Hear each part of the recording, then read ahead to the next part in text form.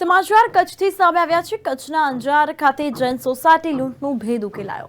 મોજશોખ માટે લૂંટ કરી હતી તેવું સામે આવ્યું તો અંજારમાં એકલા રહેતા વૃદ્ધ દંપતીના ઘરે છરીની અણીએ લૂંટ કરનાર આરોપીઓ પોલીસની ગિરફતમાં આવ્યા છે। તો આ અંતર્ગત વાત કરવામાં આવે તો લૂંટ કરનાર એક શખ્સ સહિત લૂંટનો માલ લેનાર અને વેચનાર શખ્સને પોલીસે પકડી પાડ્યા છે। અંજારમાં 2 દિવસ પહેલા રાત્રે જૈન કોલોનીમાં એકલા રહેતા વૃદ્ધ દંપતી પાસેથી છરીની અણીએ લૂંટ કરનાર ટોળકીનો પર્દાફાશ થયો છે।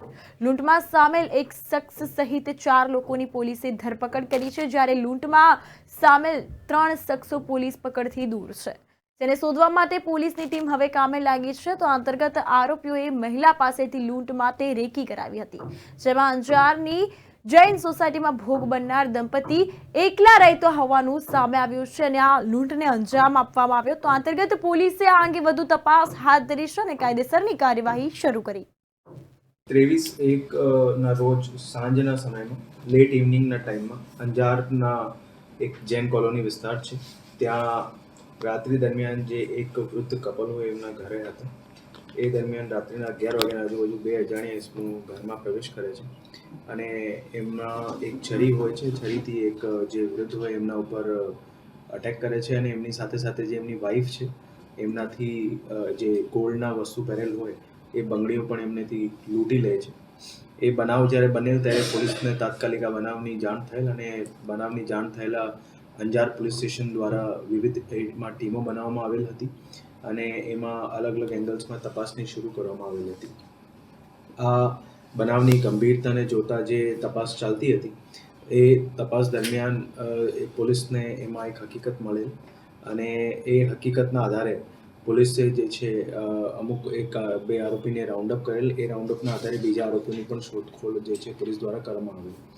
એ દરમિયાન ઓવરઓલ પોલીસ દ્વારા અત્યાર સુધીમાં ટોટલ 4 આરોપીઓને રાઉન્ડઅપ કરવામાં આવેલ છે એમને, અને બીજા જે 3 આરોપી છે એ અત્યારે નાસ્તા ફરતા છે।